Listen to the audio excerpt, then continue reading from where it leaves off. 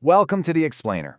Okay, today we are decoding an absolutely mind-bending reality of our existence. We're going to look at the inescapable relationship between light, expanding space, and time itself. We've got a lot of ground to cover, and we are moving fast, so let's jump right in. I really want you to think about this for a second. What if I told you that looking at the night sky is literally time travel? Seriously, you aren't seeing the universe as it is right now. You're actually seeing a ghost. I mean, it's a highly accurate, scientifically quantifiable ghost, but still a ghost. Every single star, every distant galaxy, even the empty patches of black you look at, they are direct windows into a past that simply doesn't exist anymore. Section 1. The ultimate cosmic speed limit. So, to really wrap our heads around cosmic time travel, we first have to understand the absolute speed limit of reality itself. That limit? It's roughly 300,000 kilometers per second. Yep, the speed of light. Now, obviously, that is incredibly fast, like fast enough to circle the Earth's equator more than 7 times in a single second.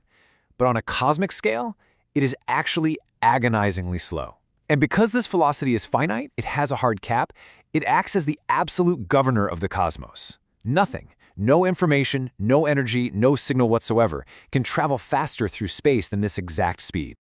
Think about being in your room right now.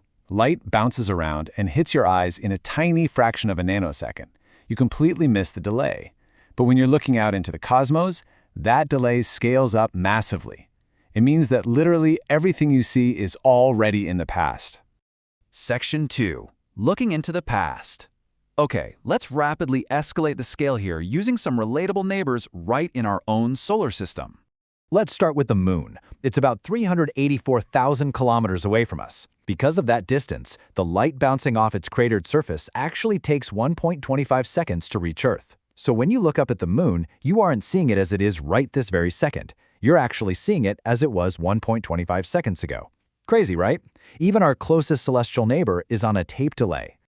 Now, let's scale things up a bit. We're talking about our own star, the Sun. It sits about 150 million kilometers away from us. Quick question for you. If you were to walk outside and look up at the Sun right now, please don't actually stare directly at it, but if you did, how old is the light actually hitting your eyes? The answer is exactly 8 minutes. Think about the implications of that. If the Sun suddenly vanished from the center of our solar system this very second, we would be happily, totally oblivious here on Earth for 8 whole minutes. We'd still see it shining brightly in the sky, we would still feel its gravitational pull keeping us in orbit. Because of the speed of light, the universe essentially hides its current state from us. And this perfectly illustrates what happens when we look beyond our own stellar neighborhood. Once we start observing massive spiral galaxies, our timeline scales way up from mere minutes to absolute millennia. So, a typical spiral galaxy, kind of like our Milky Way, is about 100,000 light-years across. That means the light from the back edge of the galaxy takes 100,000 years longer to reach your telescope than the light from the front edge.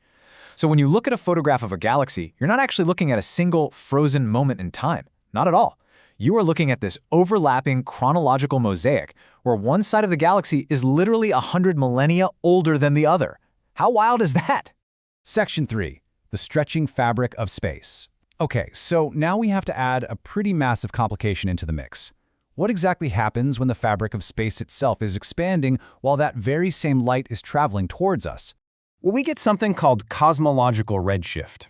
As a little photon of light travels across billions of light years, the actual, literal fabric of the universe is expanding beneath it. And this physically stretches the light's wavelength.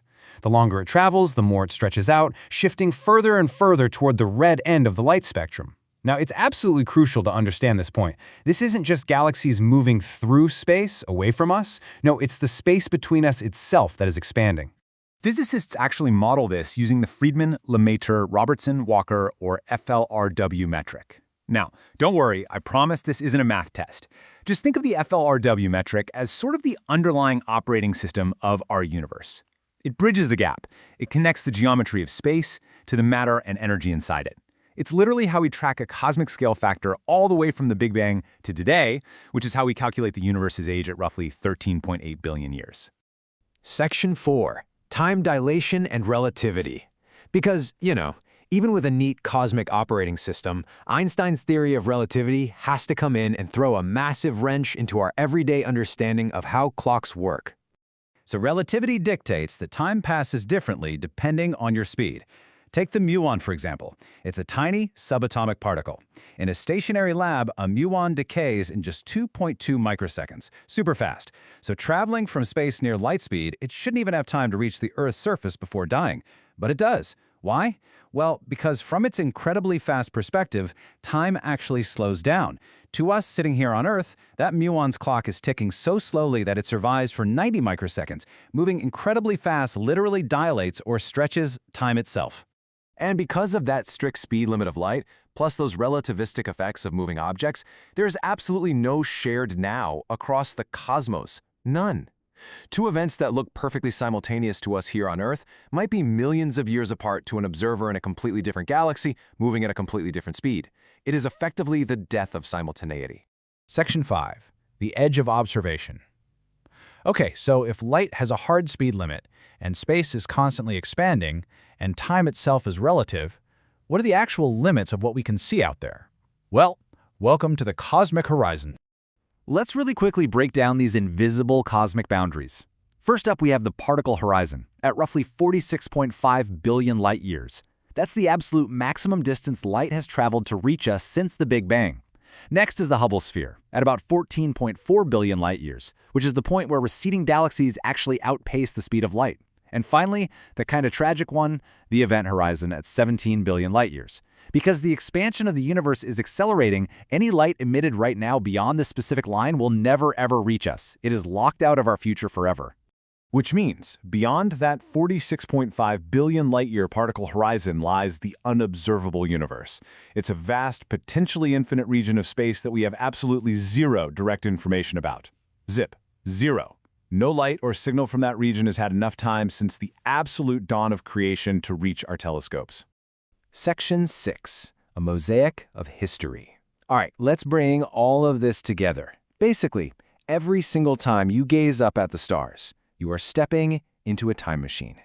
The expanding scale of the cosmos just brilliantly illustrates how looking up from Earth is literally peering backward through thick layers of history. The moon is a second ago. The sun, 8 minutes ago. The Andromeda Galaxy, that's 2.5 million years into the past. We basically live right at the center of this immense, staggering sphere of historical echoes. I actually want to read this quote directly from our sources because it really cements everything we've covered today. Quote, "Our perception of the distant cosmos is an overlapping chronological mosaic rather than a simultaneous snapshot." End quote. We're all merely participating in this multi-generational relay of cosmic echoes, completely restricted by a universal speed limit that isolates us in our own little local pocket of time. And honestly, that leaves us with one incredibly profound question to think about. If the speed of light dictates that absolutely everything we see out there is just a delayed echo of the past, well, what does the universe actually look like right now? It's a reality we will never, ever get to see. Thanks so much for joining me for this explainer. Keep looking up and keep asking questions.